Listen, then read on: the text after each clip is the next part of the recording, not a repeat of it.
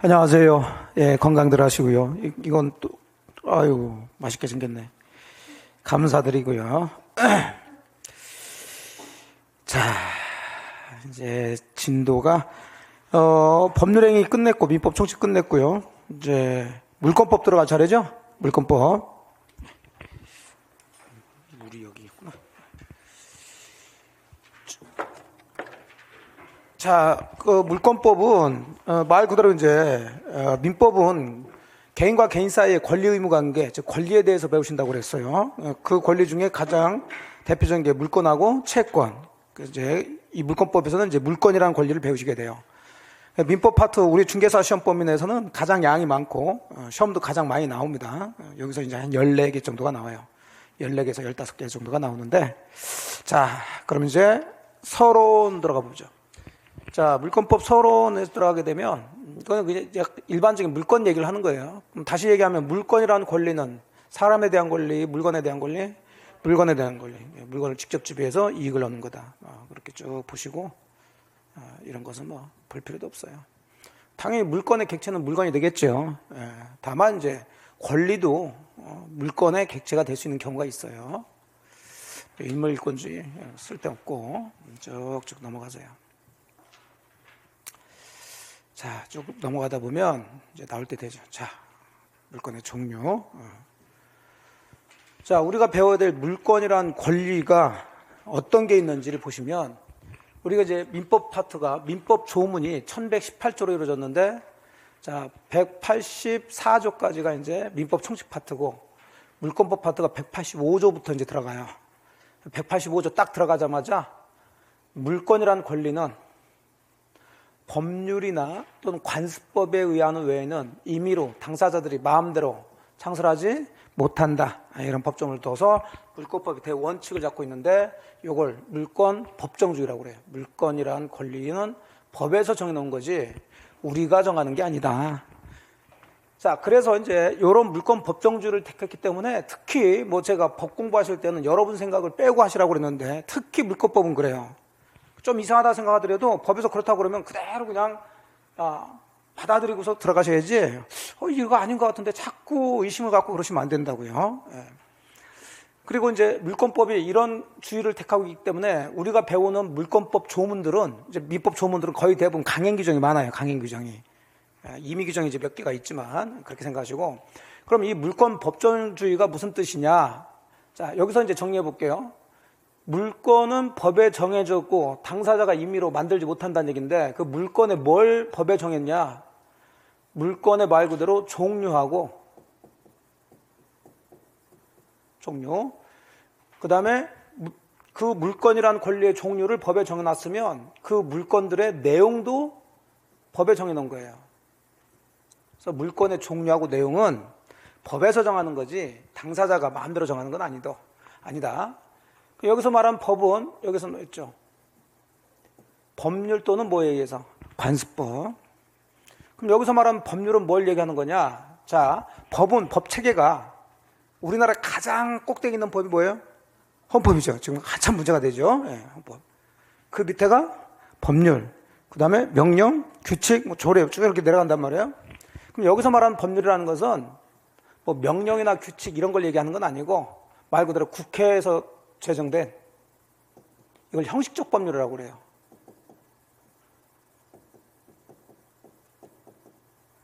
국회에 이제 통과한 거. 그러니까 명령이나 규칙에 의해서 물권을 만들 수가 없어요. 그러다 보면 여러분들 2차 과목에서 뭐 대통령령, 시행령 막 마음대로 물권 만들어 버리면 이 세상이 혼란스럽죠.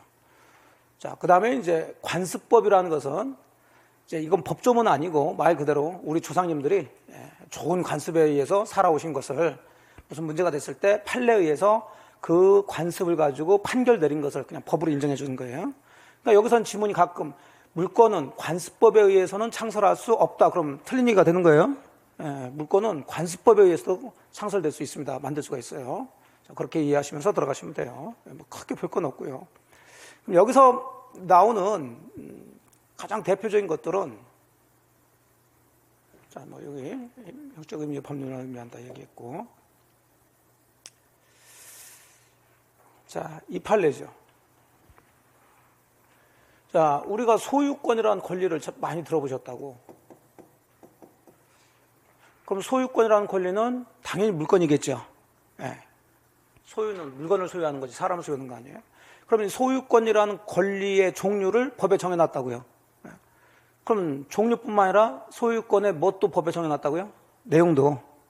그럼 소유권의 내용은 자 211절 보시게 되면 물건을 사용, 수익, 처분을 할 수 있는 권리다라고 정해놨다고요.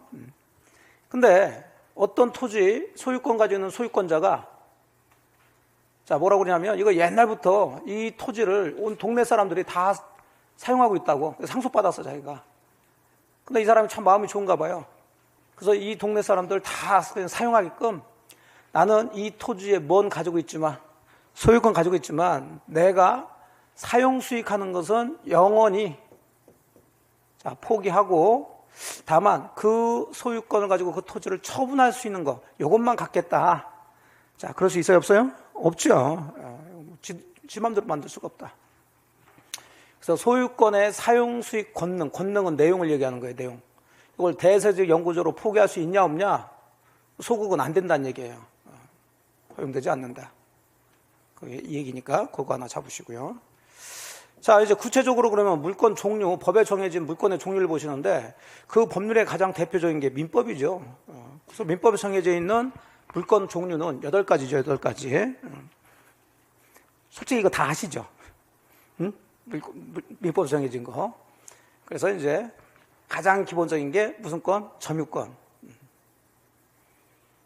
그 다음에 이 점유를 정당화시키는 권리를 본권이라고 그래요.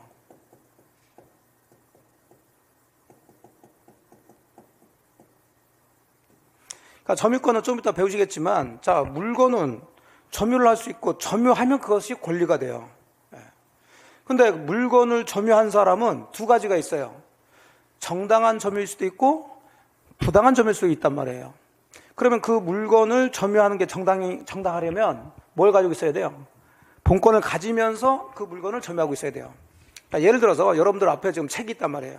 책을 여러분이 지금 점유하고 있죠? 자, 그럼 그 책 점유가 정당하다면 여러분은 이 책에 대해서 예를 들어서 소유권이라는 뭐가 본권이 있어야 정당한 거지. 이걸 훔쳐가지고 점유한다. 그럼 점유는 하고 있죠. 하지만 이 훔쳐서 만일에 책을 점유하는 사람들은 그 이 책에 대한 뭐가 없는 거예요? 본권이 없는 거예요. 그건 부당한 거죠. 그렇게 보시고 그럼 이 본권이 이제 그 나머지 7가지가 되겠죠. 가장 대표적인 게 소유권이고 이 소유권의 내용 아까 보셨던 사용, 수익, 이 사용 수익은 항상 같이 보셔야 돼요. 그 다음에 처분하는 내용을 가지고 있는데 자 그러면 디테일하게는 이제 소유권 내용이 3가지지만 크게 나누면 2가지예요. 사용 수익권과 그 다음에 처분인데 이것들을 일부씩 제한하는 물건이 생긴다는 거죠. 그럼 당연히 이 부분을 제한하는 것이 뒷자를 쓰면 용익 물건이 되겠죠.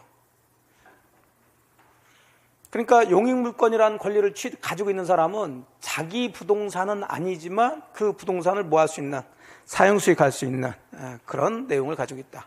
자, 여기에 권리가 3가지. 지상권, 지역권, 전세권, 지지전 들어가는 거죠. 그 다음에 담보물권은 자, 사용 수익하는 것은 소유자한테 맡겨두고 나중에 뭐 하는 거? 처분하는 거. 이걸 제한하는 게 아니라 이걸 가지고 오는 거예요. 그러니까 나중에 이제 배우시겠지만 이 담보라는 것은 담보란 뜻이 뭘까요? 담보. 담보란 단어 들어보셨나요? 네. 어떤 의미로 사용하고 있어요? 담보란 단어가. 담보. 나중에 담보물권 다시 한번 배우시겠지만 확실하게 한다. 이렇게 이해하시면 돼요. 자, 제가 여러분들의 합격을 담보합니다. 가끔 이런 얘기 하잖아요. 뭘 담보합니다. 그거 뭐라는 얘기예요? 제가 여러분 합격을 보장한다. 확실하게 한다. 이 얘기예요.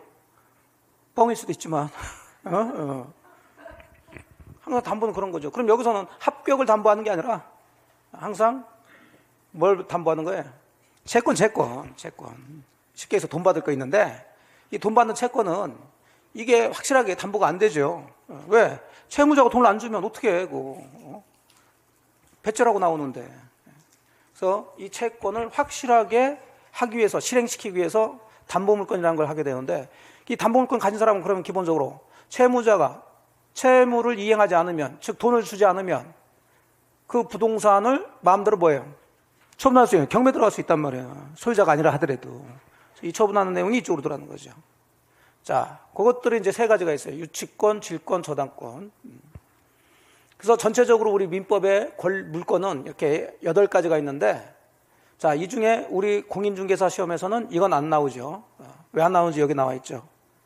왜? 질권은 대상이 뭐나 동산이나 권리를 대상으로 하는 거예요. 우리는 부동산에 관해서 배우시지 동산에 대해서 배우지 않아요. 나머지는 다 부동산에 다 들어가 있으니까. 자, 그래서 요것 빼고 7가지를 배우시게 된다. 그럼 양이 많을 수밖에 없어요. 그래서 물권법은 우리 공인중개사 시험에 범위가 거의 대부분이에요. 이거 빼고. 그렇게 이해하시면 되겠고. 물론 동산에 가는 것은 이제 빠져야 되겠죠. 자, 민법에서 정하는 건 요건데, 그 다음에 관습법에 의해서 인정되냐 안 되냐, 이게 가끔 질문에 나와요. 자, 관습법에서 인정되는 물건으로서 가장 대표적인 게 얘죠. 분묘기지권. 작년에는 요거 하나만 가지고 문제를 냈었어요. 좀 어렵게 나왔죠. 그럼 분묘기지권이라는 것은 말뜻 그대로 남의 땅에 뭐 썼어요? 묘를 쓴 거죠. 그럼 우리나라 조상님들은 그 조상숭배의 어떤 그런 유교적 그런 관습이 있었기 때문에 묘를 썼다 해가지고 막 파가라, 파묘, 이러 하지 않았다고. 그럼 묘를 쓴 사람은 그 묘를 잘 관리하고 제사를 지내야 되겠죠? 그래서 그 묘를 관리하기 위해서 남의 땅 일정 부분을 사용할 수 있는 권리를 관습에 의해서 인정해 줬단 말이에요. 이런 걸 분묘기지권이에요. 관습법에서 인정되는 거죠. 민법 조문에는 이런 거 없어요. 그 다음에 뭐 관습법상의 법정사항권이라는 게 있고요. 뭐 이런 건 큰 문제 없어요. 자, 이런 것들이 인정되는데 문제는 이쪽이에요. 관습법상 이걸 물권으로 인정하느냐 못하느냐 안 하느냐, 이게 다툼이 일어났을 때 이건 안 된다 라고 판명된 게 이 4가지인데 그중에 이 정도만 보세요. 이건 뭐 나중에 보면 이건 당연한 얘기가 되니까. 뭐에 관한 권리? 온천에 관한 권리. 온천이 이제 지하에서 이제 나오는데 그거 우리만 쓰겠다, 온천에 관한 권리, 이런 것들은 인정되지 않는 거예요. 그 다음에 사도통행권, 사도 개인 도로죠. 이걸 자유롭게 통행할 수 있는 권리, 이런 건 관습법에 의해서 인정되는 권리가 아니다. 또 공원 이용권, 공원이 있는데 공원 인근 주민들만 그 공원을 이용할 수 있고 다른 사람은 이용 못하게 해달라, 그럴 수 있어요? 말도 안 되는 소리를 하고 있지. 이런 것들은 관습법에 의해서도 인정되지 않는 권리예요. 가볍게 보시고. 자, 그래서 물권 법정주의라는 거 정리를 좀 간단히 했습니다. 가끔 이쪽에서 이제 문제가 나오니까 보시고. 뭐 어렵지는 않죠. 자, 그 다음에 제3절에서는 이제 물권의 효력이죠. 자, 이 수많은 이제 그 물건들이 있는데 그 물건들의 효력이 공통적인 효력이에요. 항상 총론은 공통적인 얘기니까 전부를 얘기하는 거예요. 우선적 효력이라는 게 있는데 그건 뭐 크게 문제는 안 됩니다. 특히 뭐 채권에 우선합니다. 물건이 채권보다 힘이 세다는 얘기죠. 자, 그런데 여기 물권적 청권이 있죠. 요 놈은 뭐 굉장히 중요하죠. 작년에 여기서 2문제 나왔어요. 2문제. 근데 사실은 이제 이 부분에 나온 게 아니라 이 물권적 청권을 공부해 보시면 이제 각각의 물건마다 물권적 청권이 쭉 나와요. 자, 그럼 물권적 청권이 뭐냐 그 얘기인데, 물권적 청권은 그러니까 참 알고 나면 별거 아닌데 항상 어렵게 쓰니까 이게 문제가 되는 거예요. 자, 여러분은 지금 앞에 있는 책이라는 물건에 물건이 있어요, 없어요? 있어요. 몇 개? 그런 거 상상을 잘 하셔야 돼. 자, 이 책이 있어요, 앞에. 이 책에 물건이니까 물건 있겠죠? 몇 개? 뭐, 몇 개 물어보면 뭐 별 얘기를 다 해요. 1개라는 분, 2개라는 분, 뭐 4개, 4개, 5개 막 마음대로 해. 이게 그래서 문제가 되는 거예요. 왜? 책이란 물건은 보여요, 안 보여요? 보이니까 얘기가 된다고. 근데 여기에 물건을 가지고 있대. 물건이란 권리 보여요, 안 보여요?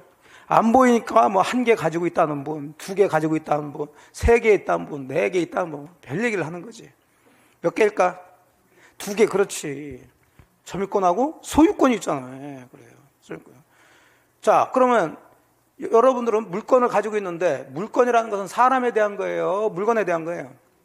물건에 대한 거예요. 자, 청구는 사람에 대해서 할까요? 물건에 대해서 할까요? 사람에 대한 거지. 그러니까 물건을 그냥 가지고 있다면 청구를 할 이유가 없어요. 여러분이 책에 대해서 점유권과 소유권을 가지고 있는데 뭐 책에 대해서 뭘 해달라고 청구해? 야, 책아 나 좀 합격시켜달라 이러나? 그냥 그 물건을 가지고 이 책을 사용, 수익, 처분하면 되는 거지. 그런데 그렇게 여러분은 이 책이란 물건에 대해서 점유권과 소유권이란 물건을 가지고 있는데 이걸 제가 훔쳐갔다고 생각해 보세요. 자, 그러면 제가 훔쳐갔다 하더라도 여러분은 이 책에 대한 소유권 맞죠? 근데 그 소유권 가지고 이 책을 사용, 수익, 처분할 수 있어요, 없어요? 없고, 그냥 한마디로 얘기해서 이제 제가 여러분 책을 훔쳐갔으면 가만히 있겠어? 돌려달라고 그러겠어? 돌려달라고 청구할 거 아니에요. 그게 뭐라고요? 그게 물권적 청구권이지 뭐. 아주 쉬운 얘기예요. 그거 어렵게 얘기해. 그러면 제가 여러분 책을 훔쳐갔으면 돌려달라고는 그 책에 대한 소유권 가지고 있는 여러분이 해야지. 여러분 친구가 와가지고 왜 친구 거 훔쳐갔냐? 빨리 돌려줘 나한테. 할 수 있어요, 없어요? 없지. 왜? 친구는 그 여러분 책에 대해서 물건이 없으니까. 그거요. 뭐 흔하죠. 여러분이 땅 가지고 있는데 그 땅에 누군가 불법으로 짐을 싸놓거나 아니면 건물을 지어놓다. 그럼 여러분은 그 땅이라는 토지라는 물건의 소유권, 점유권 가지고 있는데 누군가가 무단으로 건물 짓고 있다. 자, 가만히 있어요. 그거 철거하라고 그래요. 철거라고 청구해야지. 그 근거가 여러분은 그 토지의 소유권, 점유권이라는 뭘 가지고 있기 때문에, 물건을 가지고 있기 때문에.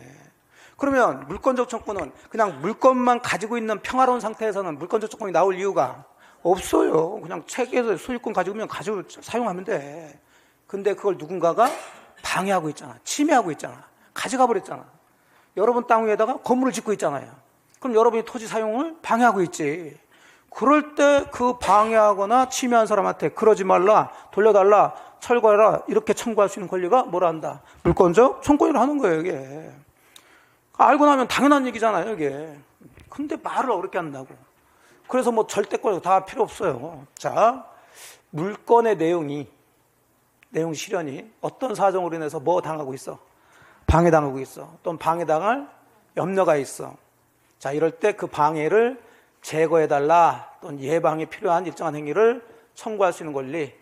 자, 이걸 물권적 청구를 한다. 이거 외우라는 게 아니에요. 의미를 이해하시란 말이죠. 자, 그래서 2번 불법행위로 인한 손해배상 청구권과 비교, 이런 거 비교할 필요는 없어요. 자, 문제는 사실은 물권적 조건의 종류인데 우선 물권적 청구권 종류는 첫 번째는 자, 물권적 청구권은 물건을 누군가가 방해하거나 방해할 염려가 있을 때 그 사람한테 물건 가진 사람이 그러지 말라고 청구한다고 그랬죠? 그럼 그 방해 모습에 따라서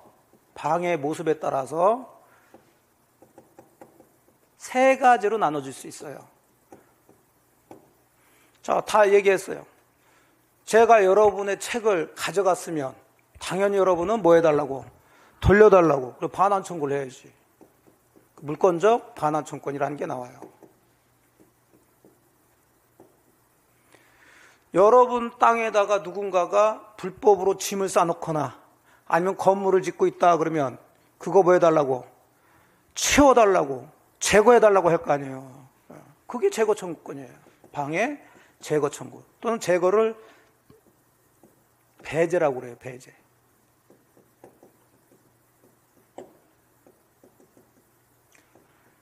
자, 세 번째는 옆집의 담이 조금씩 여러분 여러분 집으로 지금 쓰러지려고 지금 기울어지고 있어요. 아직 쓰러졌어요? 안 쓰러졌어요? 안 쓰러졌으니까 담 치워달라, 제거해달라 이렇게 할 수는 없지. 근데 아침에 일어나면 10도가 기울어져 있고 그 다음 나면 또 15도, 20도 점점 위험해 죽겠어. 그럼 여러분 가만히 있을 거예요? 옆집 사람한테 그 담 무너지지 않도록 예방해달라고 그럴 거예요. 그걸 예방해달라고 그러는 거지. 뭐 예방 청구. 정말 물권적 조건은 굉장히 단순한 부분이야, 이게. 근데 매년 나와. 근데 매년 틀려. 그럼 안 되지. 이것은. 정말 쉬운 얘기야. 근데 원리를 이해하시면 돼요. 그래서 물권적 청구권은 어떻게 방해에 따라서 가져갔으면 돌려달라. 방해하고 있으면 제거해달라. 그 방해를. 방해할 염려가 있으면 예방해달라. 이렇게 할 수 있어요. 자, 그런데 이제 이런 물권적 조건은 당연히 뭐로부터 나오는 거예요? 물권으로부터 나오는 거예요. 그럼 우리가 민법에서 물권은 하나만 있다, 8가지가 있다. 8가지가 있으니 이제 그걸 쫙 펼쳐놓으면 되죠. 그럼 맨 처음에 기본적인 이렇게 있는데 아까 구별하는 거 그대로예요. 점유권이 있으면은 이제 물권 대신에 점유권 들어가면 점유권을 누군가가 방해하거나 방해할 염려가 있겠죠. 그럼 점유권에 근거한 뭐가 나올까? 물권적 조건이 나오죠. 이걸 이제 점유보호청권이라고 그래요.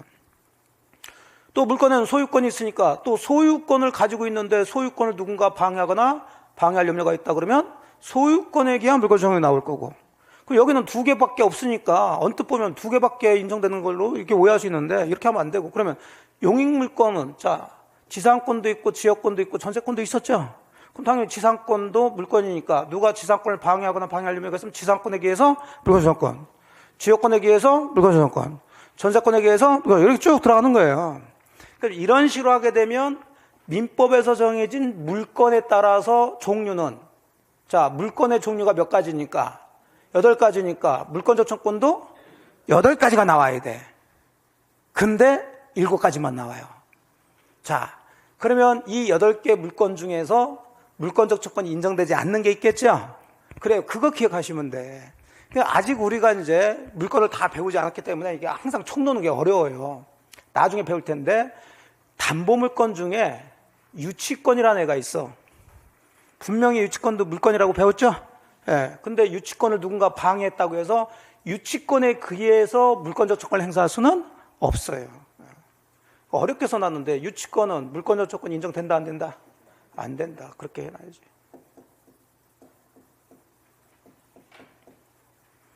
아예 인정되지 않아. 다만 이제 유치권자는 또 마찬가지로 유치권만 가지고 있는 게 아니라 무엇도 가지고 있냐면 점유권도 가지고 있어요. 그래서 방해받으면 점유권에 의해서 물권적 조건을 행사하는 거지 유치권에 근거해서 물권적 조건을 행사하지는 않습니다. 질권은 뭐 우리 신경 쓰지 않아도 돼요. 자, 그렇게 했고요. 그 다음에 보면 그러면 이제 요 유치권 빼고 물권적 청권은 물권에 따라서 몇 가지? 7가지. 그러면 각각의 물권마다 물권적 청권 인정되려면 당연히 몇 가지씩 인정돼줘야 돼요? 3가지씩 인정돼야 된다고. 그래서 점유권에 의해서 물권적 청권 인정되려면 3가지.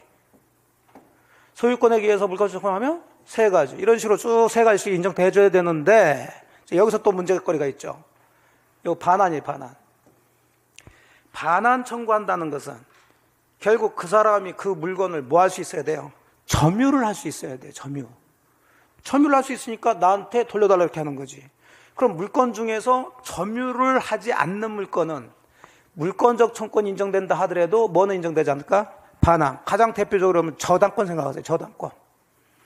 자, 여러분이 은행에서 대출 받아서 여러분 아파트에 저당권 설정했어요. 그럼 은행이 저당권자가 되는 거죠? 그렇다고 은행이 여러분 아파트를 막 점유 사용하고 그러나요? 아니지. 그러면 그 은행에서는 저당권자로서 만일에 그 저당권이 누군가로부터 방해받거나 하면은 저당권에 기한 뭐는 인정되지만 물권적 청권 인정되지만 그걸 돌려달라, 아파트를 자기 은행한테 돌려달라 반환 청구할 수는 없어요. 그래서 반환 청구는 저당권하고 지역권이라는 게 있는데 나중에 이거 배워요. 이건 인정되지 않습니다. 이거 특히 주의해서 보세요. 자, 의미 이해되셨나요? 네, 이렇게 됐어요. 그래 놓고 이제 구체적으로는 점유권에 기한 물권적 청권, 이 점유보호 청권하고 소유권에 기한 물권적 청권, 이 2가지를 잘 문제를 많이 내요. 문제는. 작년은 요거 하나 하고 요거 하나 하고 이렇게 나왔다고. 나머지는 그냥 이런 것들만 뭐가 인정되고 안 되고 이런 것만 보시면 돼. 자, 되셨어요? 예. 자, 그 다음에 쭉 들어갑니다. 그래서 여기 뭐 소유권에 기인한 물권적 청권 했는데 이거 또 소유권 파트가 또 있더라고. 이거 지금 보실 거 아니에요, 지금 이런 거.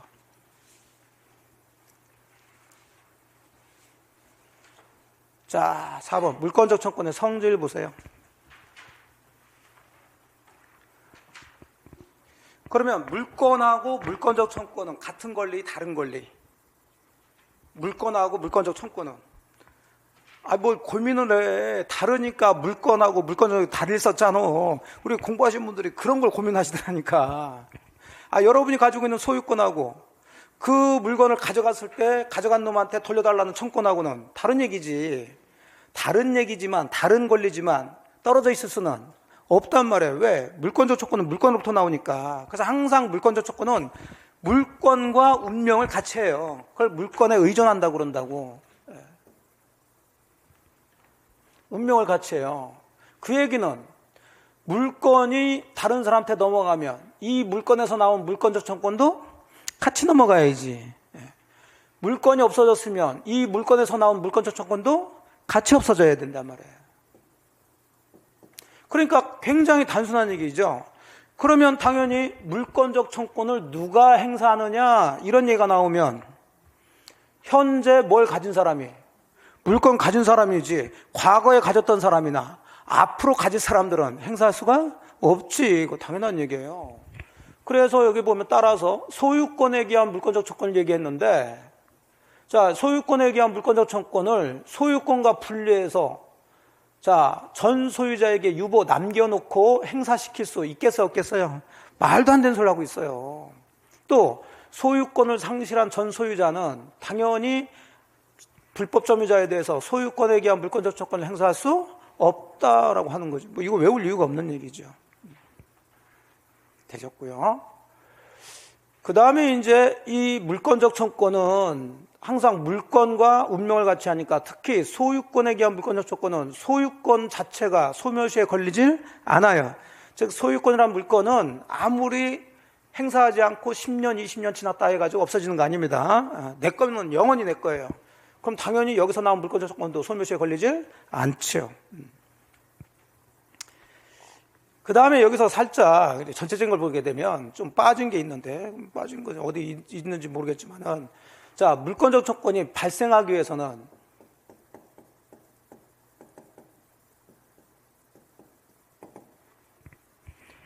자, 제가 아까 얘기했어요. 여러분은 책에 대해서 지금 물건 2개 가지고 있다고 그랬죠?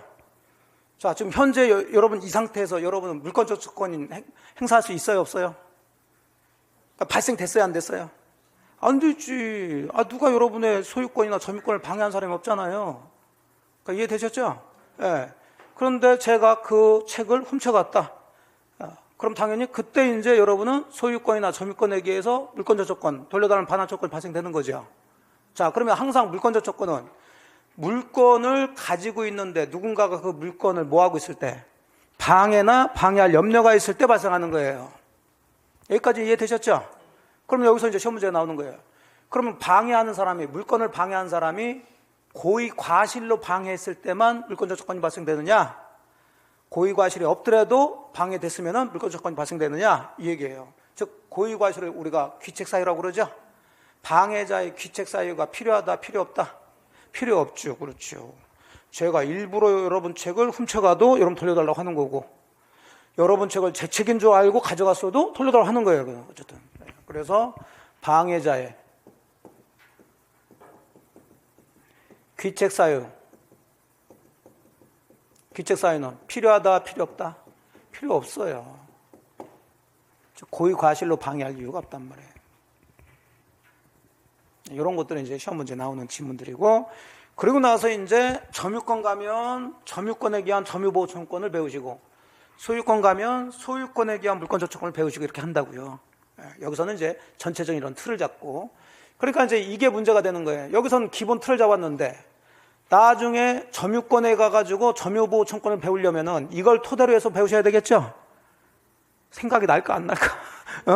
한참 이제 다른 거 배우다가 이제 배운다고요.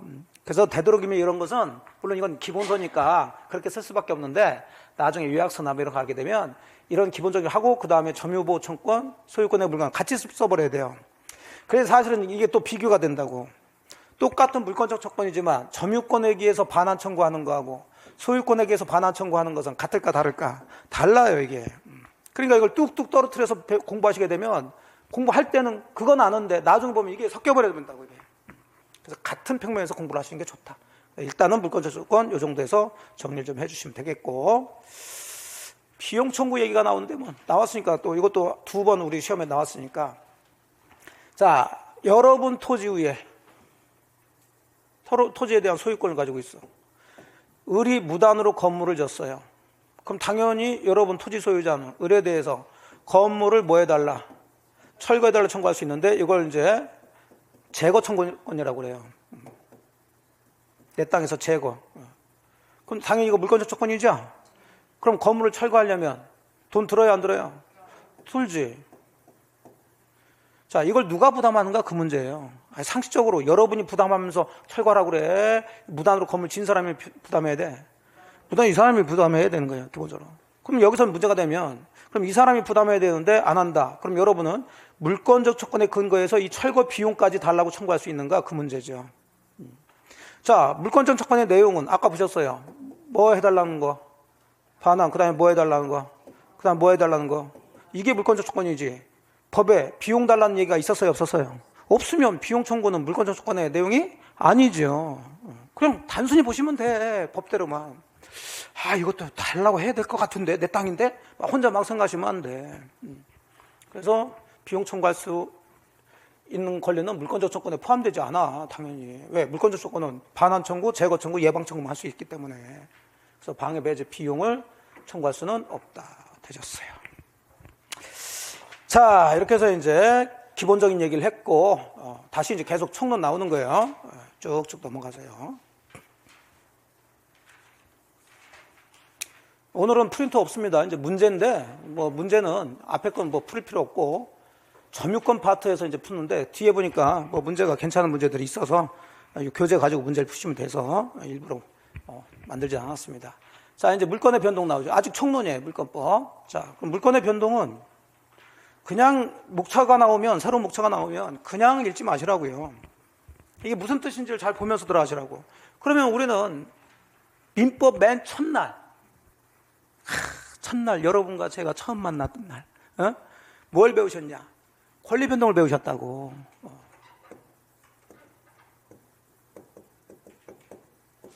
그러면서 제가 우리 민법은 가장 큰 체계가 원인과 결과 이렇게 됐다고 했어요. 그럼 권리의 변동은 원인이에요, 결과예요? 결과라고, 결과. 결과를 법률 효과라고 그래요. 근데 이런 결과가 발생하기 위해서는 원인이 있어야 되겠죠. 자, 이 원인을 우리가 법률 요건이라고 그랬다고요. 기억나시나요?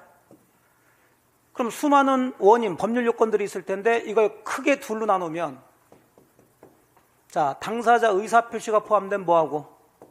법률 행위하고. 의사표시하고는 상관없는 법률 규정이라고 그랬죠. 결국 민법은 왜 안 나와? 법률 규정. 여로부터 권리 변동이 일어난다고요. 이게 민법의 가장 큰 틀이야. 자, 그런데 우리는 민법 전체를 배우는 게 아니라 권리 중에 뭘 배워요? 그러니까 물권을 여기다 집어넣은 거지. 되셨죠? 그러면 물권의 변동은 물권의 발생, 변경, 소멸, 즉 득실 변경을 얘기하겠죠? 그럼 당연히 물권 변동도 일어나려면 뭐에 의한 것과 법률 행위에 의한 것과 법률 규정에 의한 것으로 나눠진다는 얘기예요. 그럼 여기서 우리가 이제 보셔야 될 건 뭐냐면, 그러면 물권은 또 둘로 크게 나눌 수 있죠. 물권은 물건에 대한 권리죠. 그럼 물건을 크게 둘로 나누면 뭐와? 동산과 부동산으로 나누겠지. 그럼 물건도 무슨 물건과? 동산 물건과 부동산 물건, 이렇게 말 만드는 거예요. 그럼 오늘 공인중개사 시험은 동산 물건이 나올 이유가 없지. 그럼 당연히 무슨 물건? 부동산 물건이야. 그럼 우리가 배울 게 이제 이거에 이제 좁혀졌어. 그럼 물권 변동 중에서도 무슨 물권 변동? 부동산 물권 변동. 그럼 부동산 물권 변동은 뭐로 인한 것과? 법률 행위과 법률 규정에 의한 거. 자, 그럼 여기서부터 시험 문제가 나죠. 법률 행위에 의해서 부동산 물권 변동이 일어날 수 있고 법률 규정에서도 부동산 물권 변동이 일어날 수 있는데, 이 부동산 물권 변동은 이 법률 행위로 인한 것과 법률 규정에 의한 경우 좀 다르더라는 거죠. 이게 이제 아까 185조 다음에 186조하고 187조예요. 여러분 어차피 다 아시는 것처럼 이제 뒤쪽에 있지만, 법률 행위로 인해서 부동산의 물권 변동이 일어나기 위해서는 이 법률 행위만 유효가 돼서는 안 되고, 원래 법률 행위가 유효라면 권리 변동이 일어나야 되죠. 근데 부동산 물권 변동은 법률 행위, 계약이 유효라고 해서 물권 변동이 일어나는 건 아니고 뭐까지 해야 된다? 특이까지 해야 돼. 그러니까 이거 이렇게 쓰니까 뭐 어렵지만은 여러분이 아파트를 샀어. 그 아파트의 소유권을 이전 받으려면 사기만 하면 돼요? 아니지. 뭐까지 해야 돼? 소유권 이전하기까지 해줘야지. 그건 뭐 당연한 얘기를 여러분들이 일상생활에서 하지만 그건 법조문이 정해져 있기 때문에 여러분이 그 법조문을 모른다 하더라도 여기에 맞춰져 있다는 거죠. 그럼 당연히 법률 규정에 의한 부동산 물권 변동은 등기할 필요가 없어요. 등기 없이도 그대로 물건을 취득할 수 있다고. 가장 대표적으로 상속 같은 것들이에요. 다만 이건 등기를 못 한다는 게 아니라 쓸 필요는 없어요. 뒤에 이제 나오니까 우리가 봐야 될 걸 제가 미리 설명해 드리고 그게 왜 나왔는지를 설명해 드리는 거예요, 지금. 자, 등기 없이도 취득하지만 취득한 물건을 처분하려면 뭘 해야 되냐? 등기를 해야 돼요. 요 구조를 이제 찾아 들어가시면 돼요. 자, 앞에 뭐 별 얘기 다 써놨고 150페이지로 갑니다.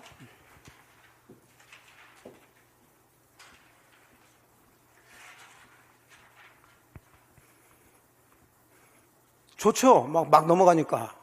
좋잖아. 이렇게 하면 뭐 하루에도 끝낼 수 있는데. 자, 부동산 물권 변동. 이거 목차를 이렇게 써놓고 법조문을 이렇게 써놨는데 이 법조문을 읽으시면 돼요. 자, 부동산에 관한 법률 행위로 인한 부동산 물권의 득실 변경은 자, 물권 변동은 뭐까지 해야 등기 해제해야 효력이 발생한다. 근데 187조 상속이나 공용지수 판결 경매 기타 법률 규정 그러니까 여기까지가 다 뭐에 해당되는 거야? 법률 규정. 요 법률 규정에 의해서 물건을 취득할 때는 즉 당연히 부동산 물건을 취득하는 거죠. 등기를 해야 된다. 등기를 유하지 않는다. 등기를 유하지 않는다. 등기하지 않아야 된다. 그러나 등기하지 않으면 처분하지 못한다. 그럼 뒤집으면 처분하려면 등기해라. 그럼 이쪽에 처음 문제 나오는 것은 똑같은 부동산 물권 변동인데 등기를 해야 될 거하고 등기할 필요가 없는 것이 뭔지를 구별하라 그런 얘기예요. 올해도 문제가 나왔고요. 많이 나오죠. 근데 이걸 지금 다 볼 수는 없어요. 왜? 배우지도 않는 것들을 볼 수는 없지. 그래서 기본만 잡고 들어가는데 이쪽은 우리가 다시 배울 필요가 없죠. 우리는 지금까지 뭘 배웠으니까? 법률 배웠으니까. 그럼 주로 이제 이쪽 법률 규정 이쪽에 해당되는 것을 여러분들이 좀 정리할 필요는 있어요. 근데 법률 규정에 해당되는 것도 지금 다 볼 건 아니니까 그거 몇 개만 보도록 할게요. 책을 자, 그래서 쭉 들어가시면 넘어가시면 156페이지 보세요.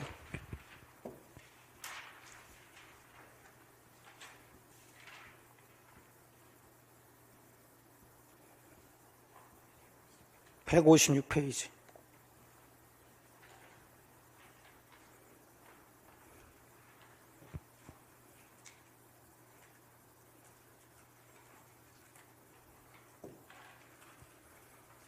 자, 제목은 법률 행위에 의하지 않은 그랬는데 자, 결국은 뭐에 의한 거? 법률 규정에 의한 거예요.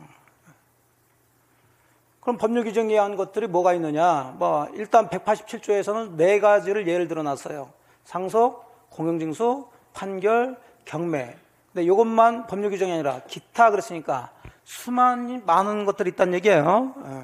그러면 이걸 한두 가지만 보시면 자, 상속은 뭐 제가 설명드릴 건 없고요. 상속은 이제 사망했을 때 그대로 넘어옵니다. 공용징수는 강제 수용을 얘기하는 거예요. 강제 수용. 자, 이게 문제되죠. 판결.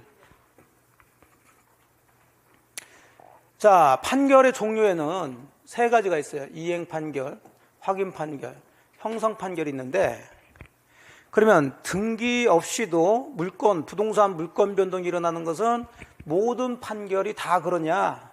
안 그렇고 하나만 등기할 필요가 없어요. 그럼 당연히 하나 외우셔야지. 무슨 판결이냐면 형성 판결이에요. 형성 판결.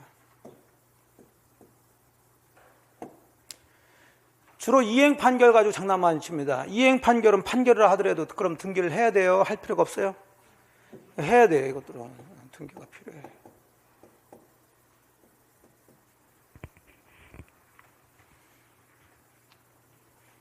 그러면 이렇게 이제 구별됐는데 이렇게 하고 넘어가면 어거지로 외우라는 얘기죠. 그렇죠? 그러니까 이제 두 가지 측면에서 제가 설명을 해드려요. 가장 기본적인 것은 제가 항상 강조하는 거 단어죠. 단어. 자, 다 판결인데 여기 뭐라고 썼어요? 여기 뭐고? 여기 뭐고? 그럼 그럼 이 단어 뜻만 알면 왜 이쪽은 등기가 필요하고 이쪽은 등기가 필요 없는지 사실 단어 뜻만 알면은 얼추 외우지 않아도 잡힌다고요.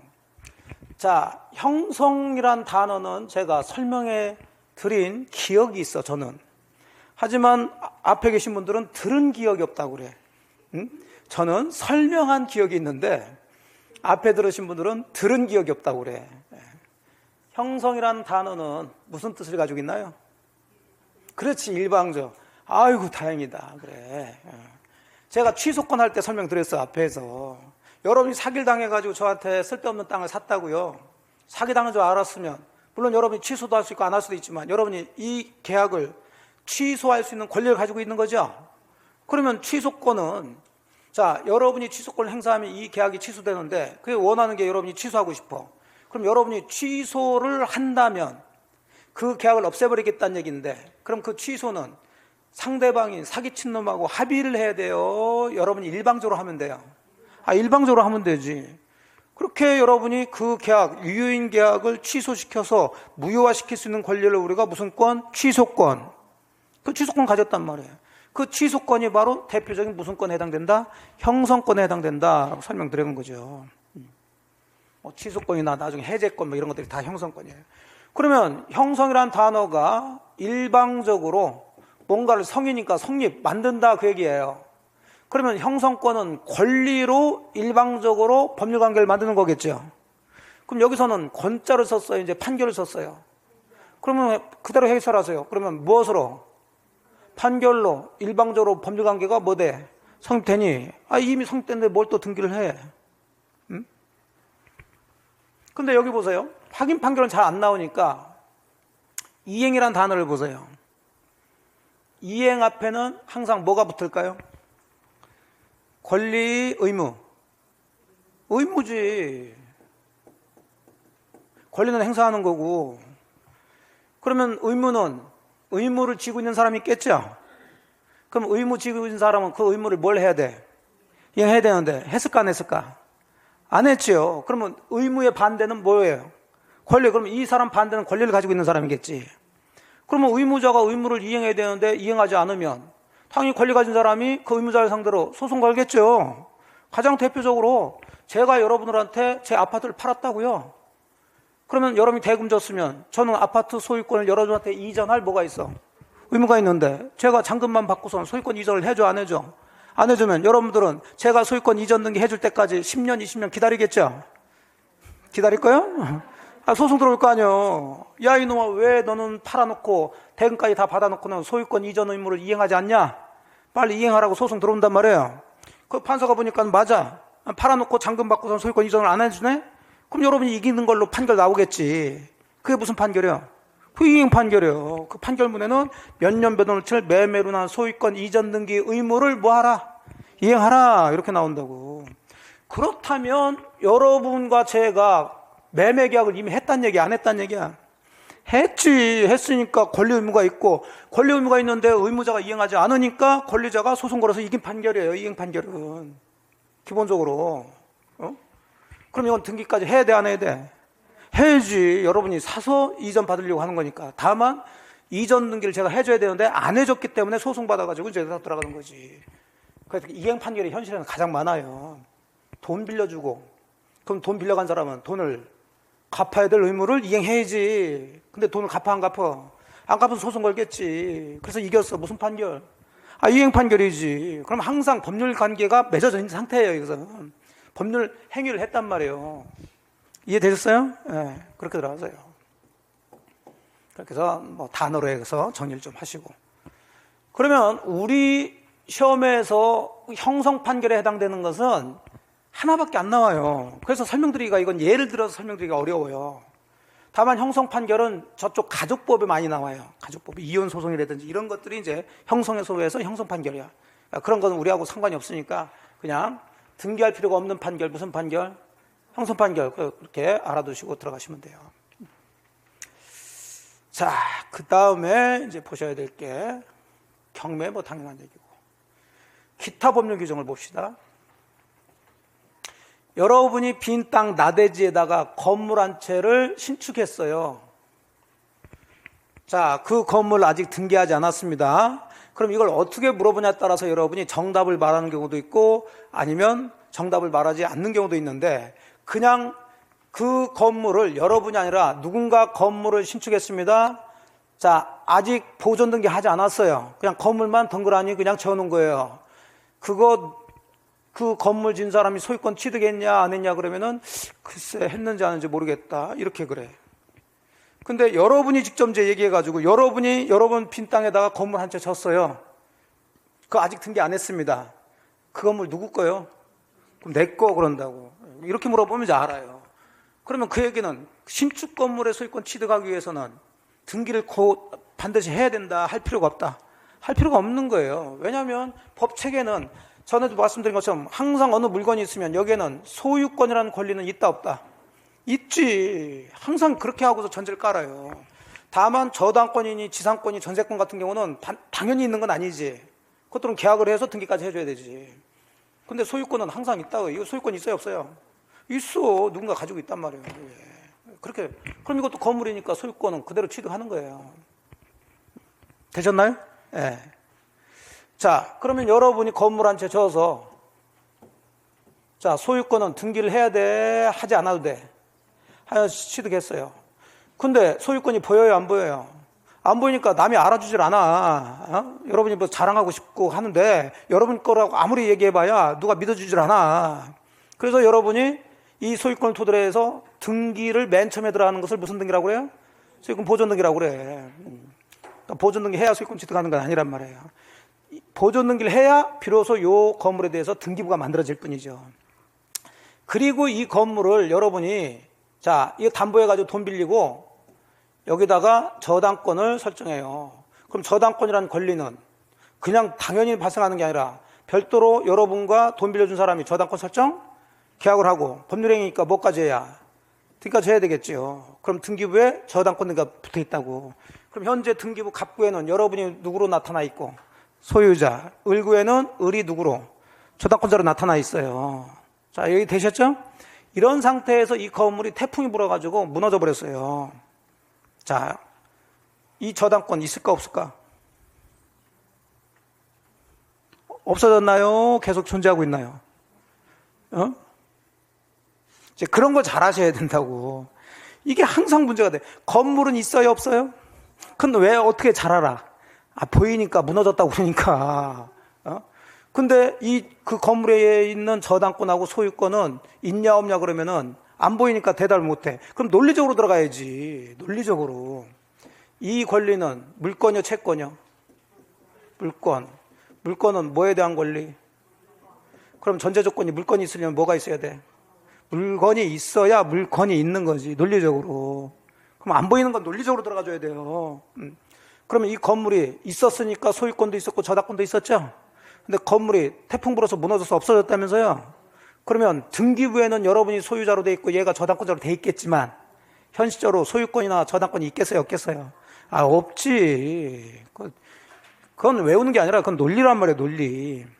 그럼 이거 없어지는 것을, 물건이 없어지는 걸 뭐라고 그러냐면 멸실이라고 그래요, 멸실. 물건의 멸실로. 물건이 소멸되는 것은 굳이 이등기, 말소등기 같은 걸 해야 없어지는 게 아니라고요. 그러니까 여기 대비해서 들어가시고, 나머지는 그냥 법률 규정을 줄인 거예요. 법률 규정을 줄이면 뭐라고 쓴다? 법정이라고 쓰지. 그럼 이건 답을 다 알려주잖아, 이거. 뭐 외울 것도 아니고. 혼동의한 물건의 소멸은 뒤에서 볼 거고요. 자, 이제 이것도 하나 봅시다. 자, 이런 것들이 이제 조금 문제가 되는데, 여러분의 부동산을, 여러분 아파트를 저한테 팔아서, 자, 이렇게 소유권 이전 등기까지 했어요. 등기부에 여러분 명의로 소유권 등기가 됐다가 소유권이 이전됐다. 원인은 매매해서 제 명의로 이렇게 이전이 됐겠죠.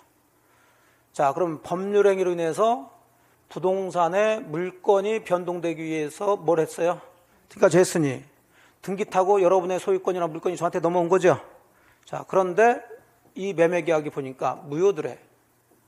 또는 여러분이 사기당했다고 해서 취소시켰어요. 또는 제가 채무를 이행하지 않아서 해제를 냈어요.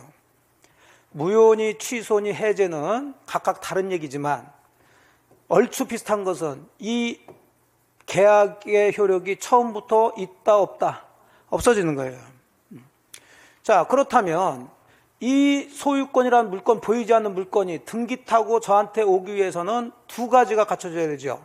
일단 법률행위가 뭐가 돼야 돼? 유효가 돼야 되고, 거기 따른 등기도 유효가 돼야 소유권 이전돼서 저한테 소유권이 취득되는 거지. 근데 그렇게 해서 소유권 이전까지 했는데 나중에 알고 봤더니 이 매매계약이 뭐래? 무효 또는 뭐에 대해서? 취소해제. 그러면 이 매매계약은 효력이 있어져요? 없어졌어요? 없어. 그럼 이 등기는 유효, 무효? 무효. 자, 그러면 이 상태에서 여전히 등기부에는 제가 소유권을 가지고 있는 걸로 등기부에 등기가 됐겠죠? 그러면 이 소유권은 다시 여러분한테 돌아가야 될 거 아니에요? 말소 등기를 해야 돌아가느냐, 당연히 복귀하느냐, 이 문제예요. 자, 우리 판례는 당연히 복귀.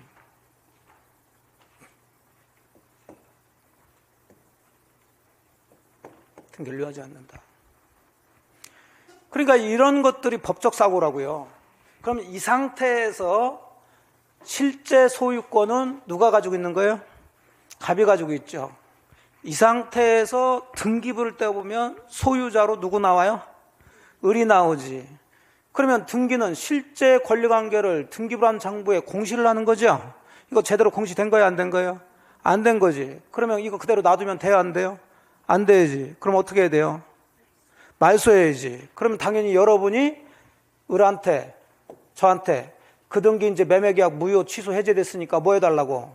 말소해달라고 말소 등기 청구를 할 거라고요. 연결시키는 거예요. 등기 청권이라는 게 나와. 그럼 항상 청권은 종류가 두 가지예요. 채권적 청권이냐, 물권적 청권이냐를 이제 따지는 거예요. 나중에 보시지만. 그럼 이 말소 등기 청권은 물권적일까요? 채권적일까요? 이제 이렇게 따지는 거죠. 자, 그러면 물권적이 뭐고 채권적 청권이 뭔지를 알아야 되는데 우리는 뭘 배웠어요? 좀 전에? 그 물권적 청권. 그럼 물권적 청권은 항상 뭘 가진 사람이, 물권 가진 사람이 행사하는 거예요. 그럼 반대로 등기 청권을 행사하지만 현재 물건을 가지고 있지 않다면 그 등기 청권 당연히 뭐가 돼요? 채권 청권이 되는 거예요. 아주 단순 구조로 들어가시면 돼. 자, 그럼 이 상태에서 이 말소 등기 청권은 물권적 청권일까요? 채권적 청권일까요? 누가 말소 등기 해달라고 그래? 갑이 하잖아, 갑이. 소유권 누가 가지고 있어? 갑이 가지고 있다고 했잖아. 이래서 어렵다는 거예요, 이게. 보이지 않는 걸 가지고 얘기하는데 다 써놓고서 얘기하는데도 지금 틀리고 있으니. 여러분만 그런 거 아니야. 제가 놀랍지도 않아. 우리 공부하신 분들이 다 그렇다니까. 왜 그러냐면 이게 여러분들은 법적 사고가 없기 때문에 그래요. 그냥 등기부만 보고 얘가 소유자다 뭐다 그러니까 그런 사고를 버리시라니까. 그렇게 해야 돼, 이게. 안 그러면은 정말 큰일 나요, 이거. 그냥 추억만 남기고 1년 또 지난다니까. 그러시면 안 돼. 합격이 돼야 되는데 그 법적 사고. 그래서 좀 얘기했잖아요. 등기를 이어하지 않더라도, 즉 이 등기를 말소 등기를 하지 않더라도 소유권 이쪽으로 간다니까. 그래서 연결하는 게 이거예요. 그럼 현실적으로, 자, 보세요. 현실적으로 여러분이 팔아서 이전 등기 했다가 나중에 보니까 매매계약이 무효래. 매매계약 취소했어. 그럼 가만히 있겠어요? 말소 등기 해달라고 하겠어요? 그 말소 등기 해달라는 이유가 이제 여러분이 뭐니까? 소유자니까 말소 등기 해달라는 거지. 만일에 걔가 계속 소유권을 가지고 있다면 이 등기 말소할 이유가 없는 거지. 당연한 건데 법적으로 따지니까 좀 어렵게 보이는 거예요. 그러면 다시 들어갑시다. 그러니까 원리를 가지고 공부하시면 이거 외우는 게 아니라니까. 자, 이제 거꾸로 여러분이 제 부동산을 샀어요. 샀으면 당연히 여러분은 저한테 소유권 이전 등기 해달라는 뭐가 있을까? 청권이 나오겠지. 똑같은 등기 청권이에요. 자, 이거 물청일까 채청일까? 채청이 될 수밖에 없는 거지. 왜? 여러분이 지금 현재 소유권이란 물건이 있어요 없어요? 없는 상태에서 등기 청구를 하니까 아주 쉽다니까 이거는. 이 소유권 이전 등기는 요거는 그래서 채권적. 그래서 등기 청권은 이제 나중에 보시겠지만은 채권적 청권일 수도 있고 뭣도 있어. 물권 청권일 수도 있는데 그걸 어떻게 구별하느냐? 등기 청권 행사하는 사람을 보란 말이에요. 그래서 이 사람이 현재 물건도 가지고 있으면서 하면 뭐가 되는 거고, 물권 조건이고, 아직 물건이 없는데 등기초건 행사하면 이게 채권적이 되는 거지. 당연한 얘기가 되는 거지. 이해됐나요? 예. 그렇게 정리를 하시는 거예요. 그런 거 볼 때 이제 이런 것들이 좀 필요한 거죠. 예. 물론 이건 나중에 또 다시 보십니다. 자, 이렇게 해서 이제 등기를 해야 되냐, 등기할 필요가 없냐까지 들어가 봤어요. 그 뒤쪽은 전부 다 이제 등기 얘기예요, 등기. 그래서 이 등기 얘기는 지금 설명드리지 않습니다. 뭐 등기는 우리 시험에 한 문제나 많이 나오면 두 문제 정도 나오는데 지금 보실 건 아니야. 그래서 쭉쭉 넘어가세요. 쭉쭉 넘어가시고. 등기초건 여기 나왔죠. 이것도 나중에 아까 좀 전에 말씀드렸으니까 보시면 돼요. 자, 그렇게 하시고 조금 쉬시는데 어딜 펴놓으시고 쉬시냐면 쭉쭉 들어가세요. 자, 물건의 소멸 파트가 나오는 게 있어요. 맨 끝에 보시게 되면 165페이지가 있어요. 자, 여기 펴놓으시고 좀 쉬었다가 들어가도록 합시다.